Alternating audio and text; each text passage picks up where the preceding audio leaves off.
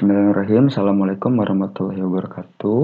Perkenalkan, nama saya Hilman Budiman dengan NIM 12021700386 dari kelas SI 4106. Baik, pada mata kuliah Data Warehouse dan Business Intelligence, saya akan mempresentasikan tentang Business Intelligence. Menurut Williams, pada tahun 2007, Business Intelligence adalah seperangkat informasi bisnis dan analisis usaha dalam konteks kunci proses bisnis yang mengarah pada keputusan dan tindakan dengan tujuan meningkatkan aset informasi dalam proses bisnis utama untuk mencapai peningkatan kinerja bisnis. Selanjutnya ada fungsi Business Intelligence sebagai sistem pendukung keputusan di mana sistem dan aplikasi ini mengubah data-data dalam organisasi, data operasional, data transisional, atau data lainnya, ke dalam bentuk pengetahuan dengan tujuan secara umum, yaitu menyajikan berbagai informasi yang disesuaikan dengan kebutuhan setiap penggunaannya. Selanjutnya ada manfaat Business Intelligence. Menurut Turban, Reiner, dan Potter pada tahun 2011, manfaat dan keuntungan yang diperoleh dengan penggunaan Business Intelligence di sebuah organisasi atau perusahaan antara lain adalah sebagai berikut. Yang pertama ada meningkatkan nilai data dan informasi organisasi. Selanjutnya ada memudahkan pengukuran kinerja organisasi. Yang ketiga, meningkatkan nilai investasi teknologi informasi yang sudah ada. Dan yang terakhir, meningkatkan efisiensi biaya. Jenis-jenis Business Intelligence. Menurut Turban pada tahun 2007, terdapat 5 jenis Business Intelligence, yaitu yang pertama, ada Enterprise Reporting.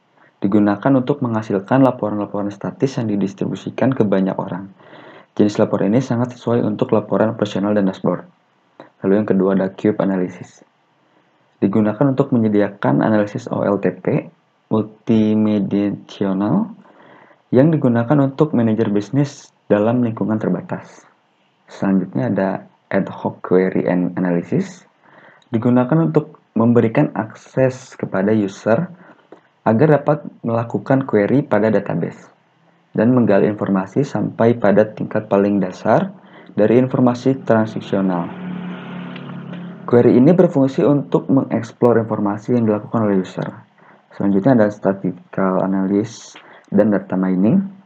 Digunakan untuk melakukan analisis prediksi atau menentukan korelasi sebab akibat di antara dua metrik. Lalu yang terakhir ada Delivery Report and Alert.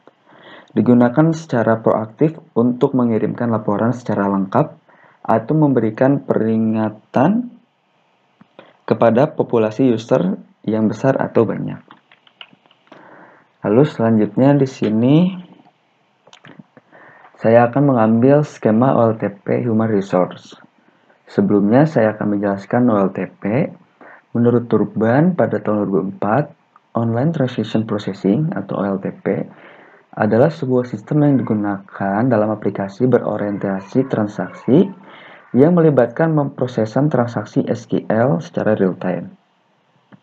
Hal ini memiliki karakteristik berupa entry dan pemanggilan kembali data secara cepat dalam lingkungan multi-user.